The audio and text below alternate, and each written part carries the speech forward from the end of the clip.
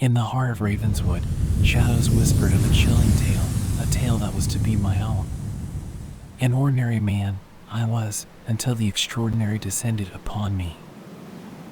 Nightmares began to intrude upon my sleep, vivid and terrifying. A face eerily akin to mine, a doppelganger, lurked within these dreams, a cruel caricature of my existence, a portent of eerie occurrences to come. As I woke from these dreams, the haunting specter didn't dissipate. It lingered, infiltrating every corner of my waking life.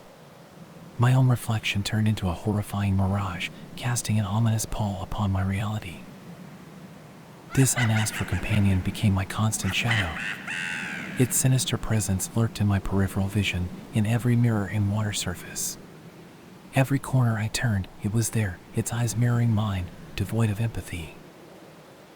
I sought help from spiritualists, psychologists, and mediums. Forsaking skepticism and ridicule, I delved into the supernatural, the unknown, the abyss, to understand this entity that was a mirror image of myself, yet far removed from my humanity. After weeks of misleading information, doubtful suggestions, and complete isolation, since no one wants to be around the crazy guy with a doppelganger, I decided to do the unimaginable. I confronted it, my doppelganger. A chilling encounter that shook my comprehension of the world unseen to the core, forever changing my understanding of reality. This so-called reality. In real reality, I learned that even the ordinary can touch the realm of the extraordinary.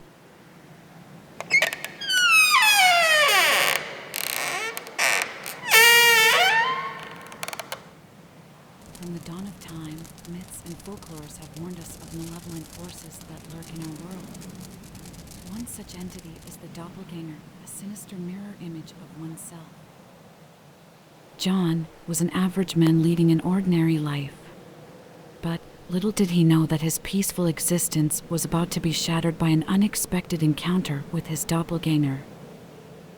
One damp, foggy night as John was returning from work.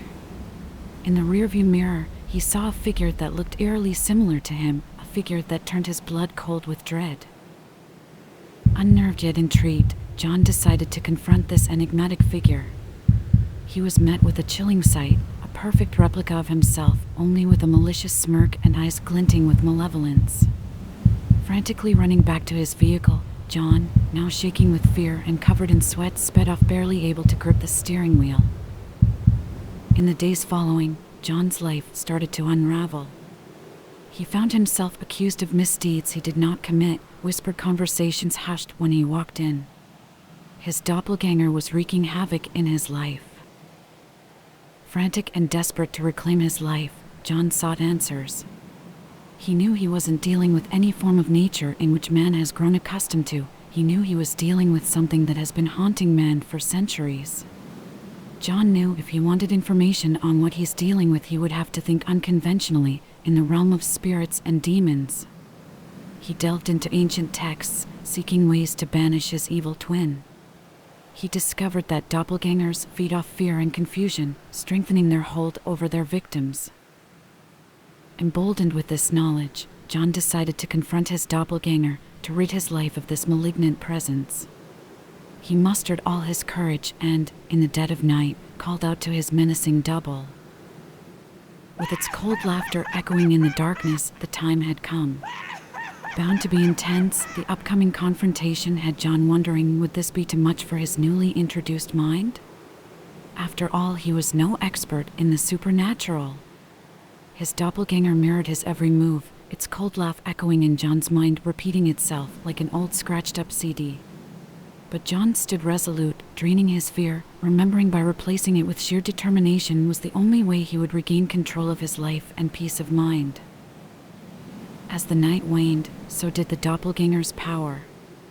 With a final shriek, it dissipated into thin air. John, exhausted but victorious, stood alone in the quiet darkness, his life finally his own again. In the aftermath, John's life slowly returned to normal. The accusations ceased, the whispers stopped. But the memory of that haunting encounter would forever remain etched in his mind. Remember, facing our fears is the first step towards seizing control of our lives. After all, who knows what lurks in the shadows, waiting to exploit our weaknesses.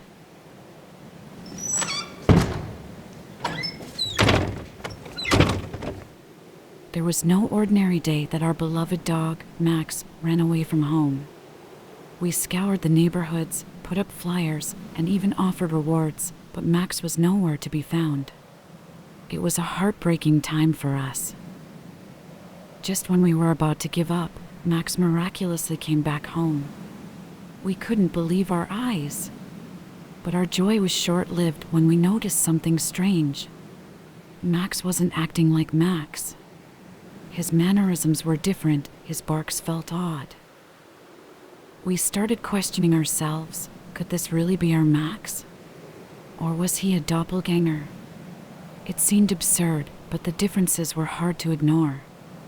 Our once playful and mischievous Max was now quiet and reserved. We decided to investigate further. We even consulted a dog behaviorist. He suggested the drastic change could be due to trauma or an illness. But all tests came out clear, adding more to our confusion. Then, the most unexpected thing happened. One day, we heard a familiar bark at our door. We opened it to find another Max standing there. We were flabbergasted, 2 Maxes at our doorstep. Our Max, the real Max, was back. And the dog we had been living with was indeed a doppelganger. We couldn't believe it, but our hearts were filled with joy to have our Max back. Now we were in a predicament. What were we to do with the doppelganger? We couldn't just abandon him. He had become a part of our family too. So we decided to keep them both. We named the doppelganger Max too. It was an adjustment, but we learned to love them equally. Max and Max 2 eventually became the best of friends. They did everything together.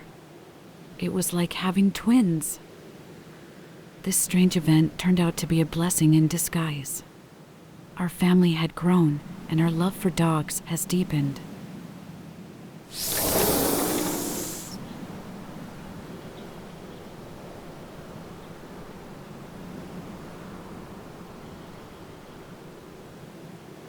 We begin with Jake, a simple office worker with a normal routine.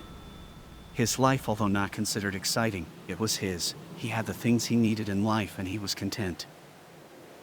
One day, after a long 18 hours in the office, drowsy, Jake decides he's had enough, clocks out and heads home. Jake, driving while struggling to keep his eyes open, drifts off to sleep and is woken up by the sounds of him merging off the road.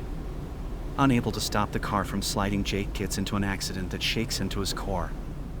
This fateful event sets into motion a series of unusual incidents. As he recovers from the accident, he starts noticing subtle changes in his life. Things are out of place. He feels like someone or something else is living within his skin with him. He can't seem to remember more than a few hours at a time, and he doesn't seem to connect with his world anymore. Meanwhile, his friends and family begin to act strangely towards him. The tone in their voices sound as if they're talking to a stranger. No one wants to get lunch. They don't wave back. Heads drop when walking towards him as if they were afraid to look into his eyes. Jake had began to feel as though he no longer fits into his own life. In the midst of his confusion, Jake meets his exact double, his doppelganger, a man mirroring his every feature flawlessly. The doppelganger introduces himself as Max. Confused and filling up with fear, Jake calls Max crazy and runs off. Jake, realizing that Max is charming, charismatic, and seems to fit seamlessly into his life, Jake begins to suspect that Max is living his life while he's left watching. The suspicion grows stronger as Jake sees Max smoothly navigating his job, laughing with his friends, and even loving his girlfriend, all while Jake feels like a spectator. Jake tries to confront Max, but his efforts are thwarted. Max's charm and charisma have everyone convinced he is the real Jake. Desperate, Jake devises a plan to reclaim his life. He vows to expose Max, to show the world who the real Jake is. His journey isn't easy. He faces ridicule, disbelief, and frustration. After all, how can he convince others when they see him as the imposter? Meanwhile, Max plays a dangerous game, expertly manipulating situations to keep Jake at bay. He seems to always be one step ahead, making it harder for Jake to reclaim his existence. Throughout his struggle, Jake discovers unseen strengths within himself. He learns to trust his instincts, learning how to fight for his identity. Despite the odds, Jake refuses to give up. He remains determined to reclaim his life. After all, it's not just about his life, it's about his identity. With every failed attempt, Jake learns. He adapts, growing bolder, smarter, and more determined. He exhibits resilience in the face of adversity. He studies Max, learning his tactics, his habits, and his weaknesses. He knows that to win, he must think like Max, understand Max.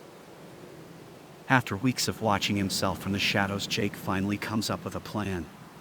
Jake breaks into the office one night and destroys everyone's cubicle, being sure to leave clues so people would think it was Max who was behind this. He then would sit and wait until all his coworkers came in and seen the damages, knowing they would all blame Max.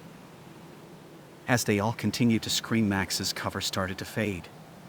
For being a part of a world he shouldn't be been interfering with, Max could not handle the pressures of people's anger.